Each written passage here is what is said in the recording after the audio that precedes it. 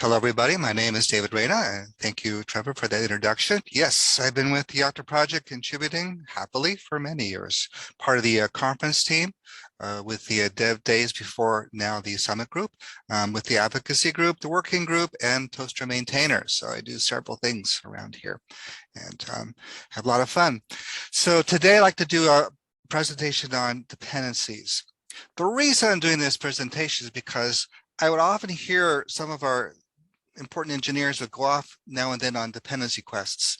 They would go lost in the forest of mysterious dot files and come back just dazed at the experience, because it's a very complex thing to do. You hopefully never have to do it, but they have done it. So I decided that there must be an easier way that we could support them to do dependency analysis when the time comes. So what I'd like to do today is capture what the current status of dependency execution and analysis, describe kind of what the problems are, present some of the tools that we have today. I have a new tool to add to the mix and another one on the way.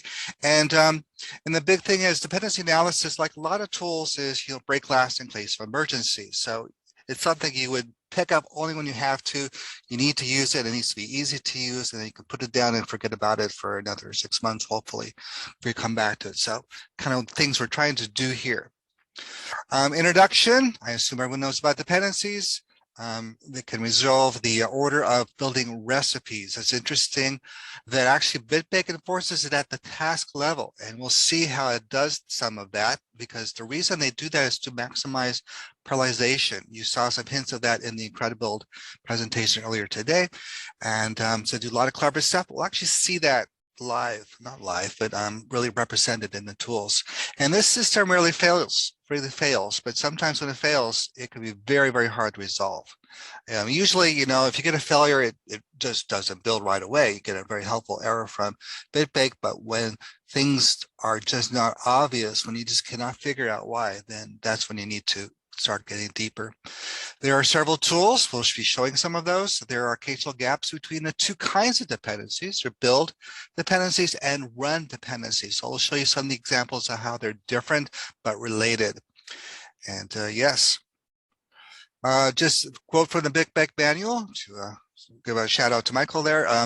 Yes, bitbake, there's a lot of definitions. The build consists of multiple tasks, as we know, about the different phases of building content.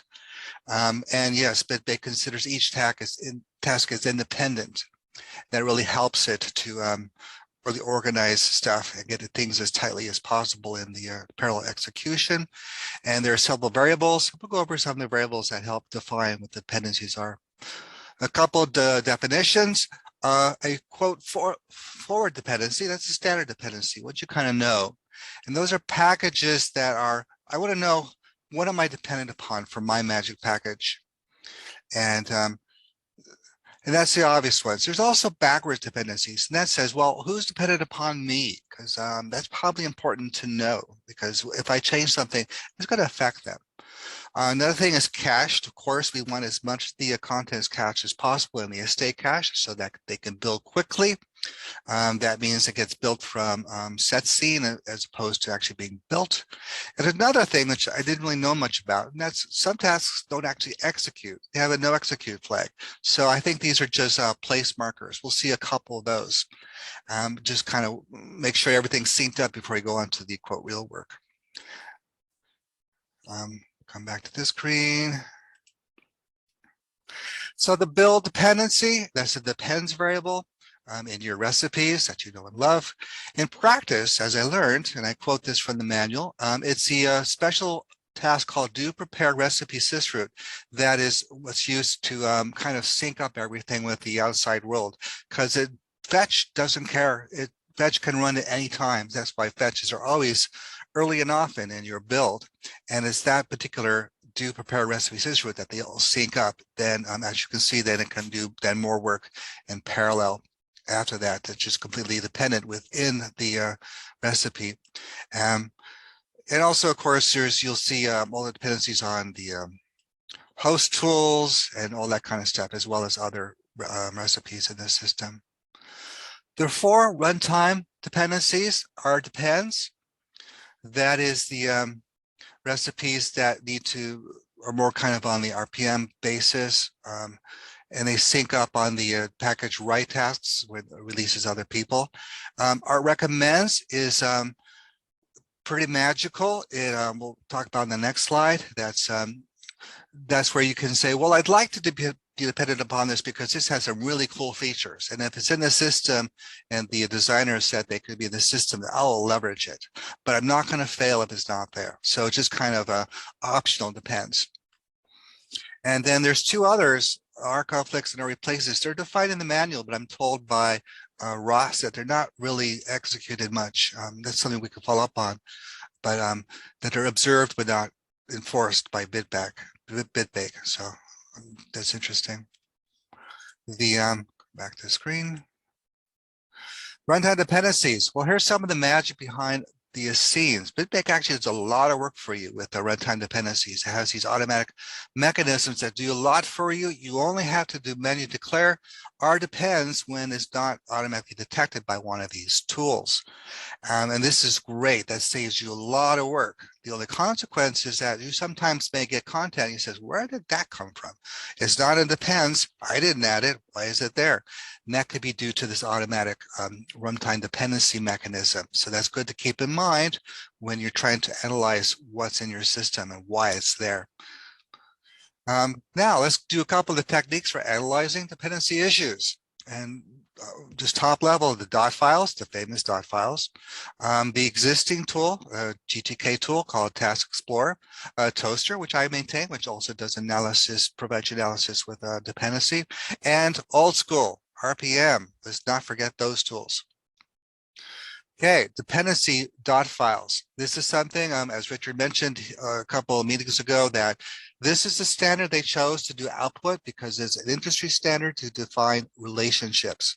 And so the idea was that we could leverage existing community around tooling to examine those relationships. And there are indeed many tools. The problem is that we're in the hundreds to thousands of tasks, and those are hard to visualize. Those are hard to list. I, in fact, ran one of those tools, the graph viz, I think you call it. It took hours, took 2 hours to render, and it just gave me a very difficult stuff to use. You'll see in the next slide. And you can look at the dot files yourself, and many of the people I talked to did, in fact, do that. The problem is that it shows forward dependencies, but it infers reverse dependencies. So you get start regexing dot files. And as the experts say, regexing dot files is no way to live your life. So we can do better than that. I give you, there's ways to filter the output to the dot files, and I list them down below. But still, that's you take out 100 and you still got a couple hundred left.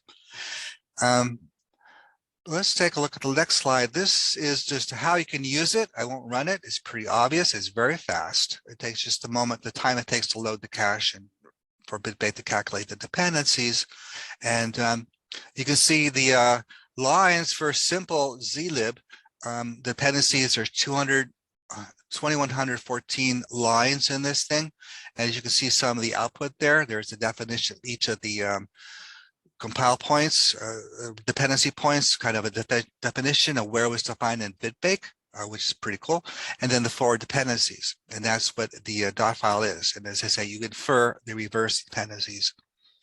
So that's how it works. And I mentioned I used this tool. I did it to a PDF file. That was a mistake. I'll show in a second, but that's kind of graph you kind of get out of this. We just doing that simple thing. And to give the bigger picture, let me just show you what the actual file looked like. This is what I got. So learn two things. One, PDF is not the format you want to use to export the dependency graphs. You want to use something, well, just a pure file. And then there's a couple of suggestions. Peter, thank you. I'll look at that. GVPR for the suite, better one to do that. So this, I'll investigate that. That's pretty cool. Let's come back to the presentation.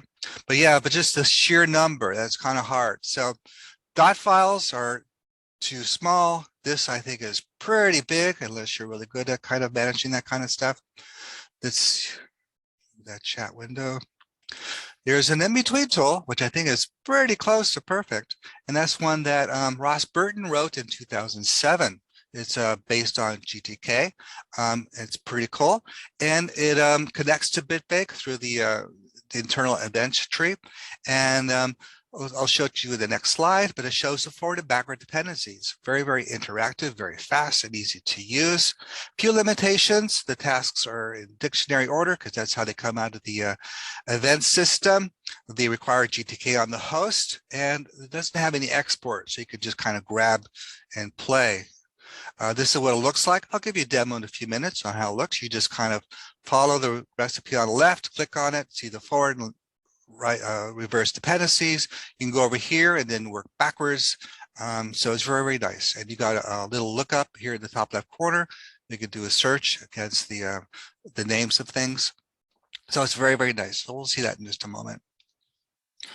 Of course, there's also Toaster, which I maintain. That has this also picks off the event stream for bitbake, but it probes much, much deeper than just a dependency tree. So it has additional information like disk IO, tasks from cache, and a lot of this stuff, and this is the same thing that Incredibuild uses. They leverage the event system to pick up all this massive amount of rich information from the event system. And so Toaster is a web-based tool, of course, as opposed to GTK, and you can capture and explore the dependencies. Limitations, you have to, of course, launch Toaster in the first place, also, which takes a few minutes the first time. And it's not really written to do this kind of correlation at the moment between recipes. I'll give you a demo on that. Here's just a screen capture. We just do a quick demo of that. Come over here. Come on, let go. Let go. It won't let me come to my screen. There we go. Okay, let's jump over to BNC. Here's a live toaster. So you can see here's a run that I did. The tasks from the taskbar, you can see kind of the outcome, whether they came from the cache or not, whether they're executed. Not 70 were not executed, 4,000 were executed. This is just a first pass, so I couldn't pull off the cache very much. But if you want to go in, here's that prepare recipe. You can see that the forward dependencies, reverse dependencies, just like I described, and you can see the performance, some of the data we get out of this. We can look at even closer. Let's just check this guy out. It's all kind of connected, so you can kind of go. But as I said, it's not tightly correlated when you're trying to correlate tasks. So that's just a quick view. Then we come back to the presentation and make big. Okay, and old school. Mark Osselstein reminds me, don't forget the tools that came before. Since all of the content is generated into packages, whether it be RPM, O package, or I package, you can use those tools to examine exactly what the dependency information is in those. And what's cool about this is that this is the hard rock that is put out. This is what actually is implemented, and you can sometimes find information about what's there that is a very clear format. You can also sometimes detect maybe perhaps bitbake or your recipe more likely put something wrong and it got interpreted in a certain way that you did not expect. So if you look at the RPM, you can see where the road meets the tire meets the road, and it's exactly what it's what's described. And limitations, of course, that these are complex tools, they're hard to work with, and can be you have to do your own correlation between packages, but still in your toolbox. Issues with runtime dependencies. I mentioned that some of that is automatically included. How do you detect what is happening? I've told many times, you get the case where you see packages in there. You say, I don't know where it came from. I cannot determine it. Well, what you can do sounds kind of ugly, but it works. You disable that package, just kind of do excludes on it or take it out of the system and rebuild and force something to fail and see what dependent upon it, and then you can just kind of brute force determine what the dependency is. I think we can do better by revealing what the runtime dependencies are. If we can get that data out of the bitbake stream, that's something I'm looking at because I'm very curious to see if we could do that. Anyway, in the meantime, this works. If you have to, just disable it and see what breaks. Okay, another thing that we really haven't talked much about in execution is that it could be a task that's executing at the same time. If you have a race condition that you did not anticipate. In fact, I wrote a whole paper about that for ELC Portland 2017. The goal of that was to celebrate the rich diversity and power of the event system for bitbake. And my example case was showing how you could graph the overlap execution of tasks. And so we do have the data. So it might be interesting to make more information more rich in our dependency analysis tools to also show that. That does require a run. It could be a run from a live run, or it could be a run from a captured event stream. That's something else I'm investigating. So you can just pick it up and maybe you have it pick up quick. This is what that came out of that. You'll see that this graph is very familiar and similar to what the Infina build people did. It just shows how the the tasks overlap on the many cores of the system. Of course, their focus is on performance. My focus was on overlap, who builds when and what. So I think it'd be pretty cool if you could just click on one of these and see exactly, oops, I shouldn't click because that takes me to the next slide. Click on any of these and see, well, who was building that time, the last time you did a run? And maybe there's some UFOs you could catch up. And again, this probably low frequency, but when it happens, when you get a UFO, you have no idea. You want to have as many tools as possible to give you information. I'm not really reading the chat. I'll catch up with that in a second. 3 caveats. This applies to all the GUIs. What happens is Task Explorer, which I'll be showing in a moment. That's an example of a GUI. You're all familiar with the Naughty, the standard front end GUI for bitbake. These are other ones. There's alternate ones that pick up the information out of bitbake and then represents it in different ways. Task Explorer and Toaster work the same way. Just to know that if you run it the first time out of the box and you get weird exceptions from bitbake, it's probably because your system's not set up and the GUI is not capturing the data gracefully. I'll have to investigate how I can capture that. But if the tool just does weird stuff, run a normal bitbake command, you'll discover probably that your environment is not quite set up. In this case, I was missing two packages on my host system. So that was scary to get a bitbake handling exception, and it's just because I didn't install packages. So just be aware of that. That's again for Task Explorer, for Toaster, for any other UI tool for bitbake. Another thing is that remember you're running this inside bitbake, so bitbake is locked. Normally you never think about that because you're using Naughty and that's your screen and that's it. But tools like Task Explorer and Toaster, they run off in different environments. One is in GTK window, one is a web presence. But if you find that you're getting weird, it just fails, you cannot connect to bitbake, you may be actually running bitbake already. So just keep that in mind. So just keep that, because this is kind of stuff I discovered, even though I know this stuff, it surprised me tremendously. It scared me. But another thing to remember, to notice, I noticed this today or yesterday, is that if you misspell the thing, you'll of course won't make a connection. You'll of course get an error from bitbake. I misspelled the UI Task Explorer under foobar, and then it'll do something very strange. It'll attempt to start Toaster. I think it does that because Toaster UI is the last Toaster in the list, but of course you cannot start Toaster this way. You'll get a whole bunch of errors. There's just some state that's just not expected. I was thinking, well, it's because I have Toaster somewhere in my system. No, I did not. I had a very clean environment. So, and I did this on new systems. So just be aware, if you get weird things for Toaster, it's not Toaster, it's not you. You maybe misspelled the name of the GUI. So just to let you know. Quick questions and answers. We're doing well on time. This is questions I asked the experts. And let me just give you back the answers I got. Tools like Task Explorer seem very narrow. They're asking about one recipe at a time. Is that how developers usually work? And the answer is that usually is the case, as you can see. Dependencies would just confuse your search. So you start simple, you focus in on a single recipe and go out from there.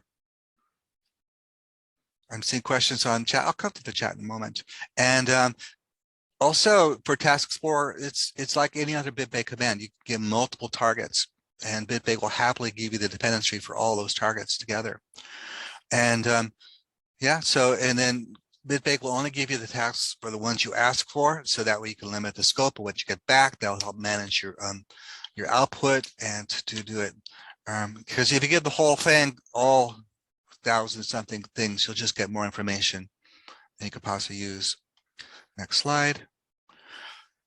It also, just to confirm that this is case sensitive, this is actually what you get out of that actual build, that actual project. And the answer is yes.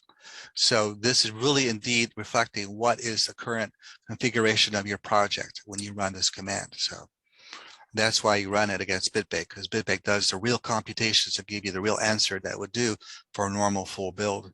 So you have the real deal.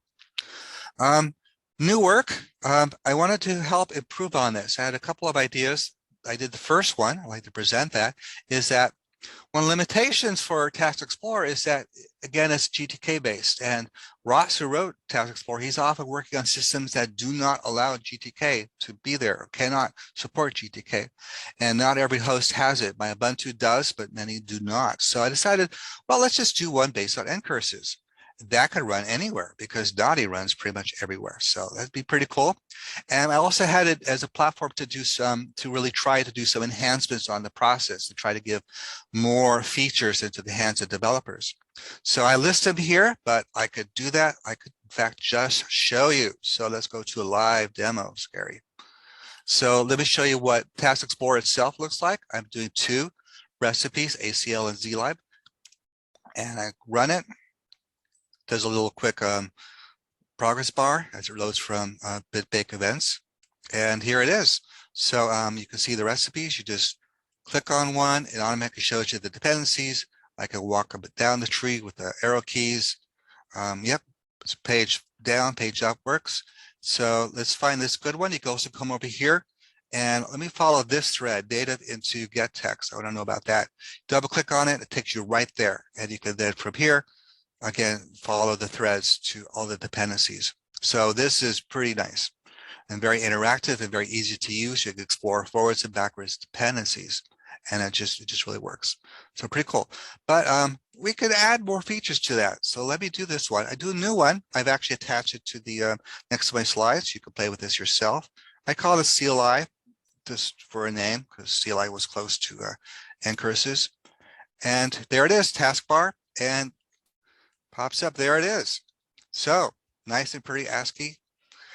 You notice I've done a couple of enhancements already. First of all, the recipes that you specified, I put in bold so I can see what the context is. So I can remember what I'm trying to focus on. And secondly, the you saw in the original Task Explorer, it's in alphabetical order, because again, that's how it comes out. Well, I've done a feature here where I sort it into, within each recipe group, into dependency order. So this is actually the order that bitbake will execute these. So you can really see the right context. If we just walk through a group here, this is fetch, no dependencies, interdependencies within the recipe, but that's it. Go to the next one I mentioned, to prepare recipe sysroot. That's where all the recipes from above get captured and synced upon, and there's only inner dependencies after that. It's that comment about you can start doing some parallel work with this recipe once you sync up with the outside world. Unpack interdependencies patch. It does dependence on native packages, as I mentioned. Otherwise, it's all internal, so that's going to run pretty fast. A license, internal, internal, internal, configure, internal, compile, internal, compile p-test base, install. Okay, I'm getting ahead of myself. Can't use my. Okay, here's one that now depends on the outside world. Install depends on sudo, which again is a native package, so that pretty much can run out of the gate. This one, internal REST dependencies. This one, package. So we're starting to now require more tools. They're all native. glibc is not native, so that would, you do have to wait for that to build before you can start doing the package work. Populate sysroot, binutils. So there it is. You can see the whole tree. And again, you could I'm gonna use the tab key to go between the different frames. I don't have a button, but you can follow dependencies just as you did at the other thing. So that's all nice. Now let's go another feature. Filter. Let's say you want to find the password, but you don't remember what the password package is. If you just entered it, the other one, you would just P would just take you just to P's, but we can do a filter. If I do pass, there's my base dash password. That is actually the package that does that. I can jump over to zlib. You can see zlib is in bold because that's one of my primary packages. Pretty cool. I can walk from here. The filter it maintains on the left. I can come over here and see, well, let me investigate patch native. And if you do that, you bring to the full thing. So you can kind of still go forward and back with those. So that's a way to really capture, jump around and find stuff very easily. Another new feature I added was the print function. What that does, it captures recipes. Let me come back to ACL. This fine. I'm mentioning this one. Well, let's just capture this. Well, how can I do that? Well, you press the P key, and I'll just copy this to a text file. And the text file you saw there briefly, let's just see what that was. The question mark is help. And you can see that the print recipes go to text depends.text. That's the output. Here's the other keys that you saw me using in the background. By the way, just for these two targets, 1166 tasks. And there's 27K forward and reverse dependencies. And if you think about it, these will always be equal, these two numbers, but capture that. So that's the problem space we're working with, pretty big. So I'm gonna press any key. So I captured that. Let's just look what the output was. I've got my little editor here. Let me open that. So I pressed the right button. Let's just come back. So let's actually want to do everything for fetch. So I can do single recipes with the P, do that one, capture that. Let me capture another one. Let me do a P here, capture that. Well, that's pretty cool. Let's do the whole package because I maybe want to just see everything and just look at it on my text. You press capital P. Here's my nice little progress bar. Capture each of these one at a time. Add it to the text file. I always love watching this. It's pretty fun to see.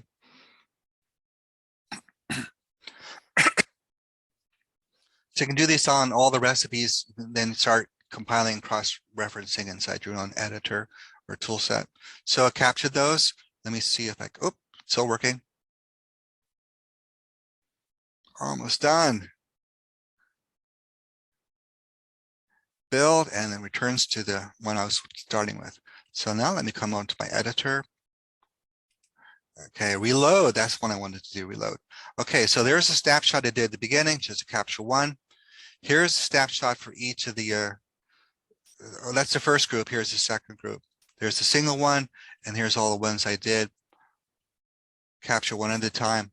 So you can see there's a package, the task in question, the dependencies ahead of it, the reverse dependencies after it.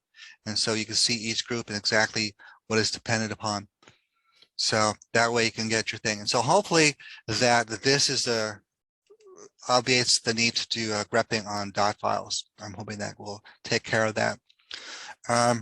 Okay, back to the presentation. Just a few more things to finish up. Yeah, and I did a presentation mode.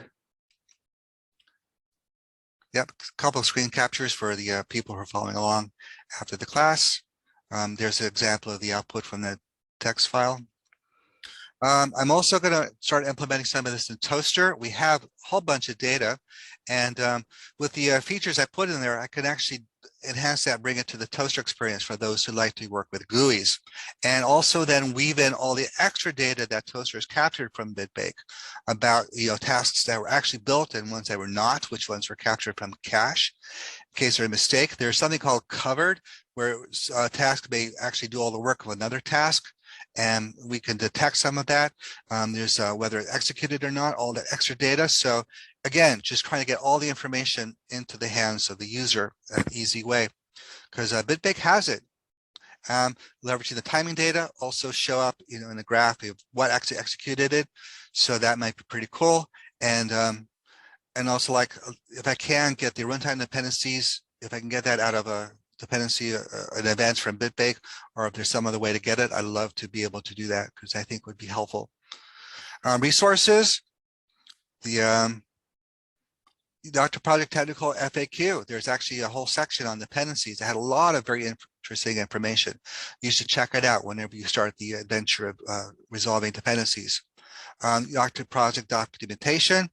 This is where I got the basic information about dependency graphs and all that kind of stuff. And again, this automatic runtime dependencies, here's a link to see it. You can see some of the magic that they do. For those interested, here's my original paper about leveraging the event system for bitbake and how I use it to do a simple Python script to look at the database that Toaster captured from bitbake to do those dependency graphs, and my fun little HTML-based graph of parallel execution. That was fun to do. And that is the presentation.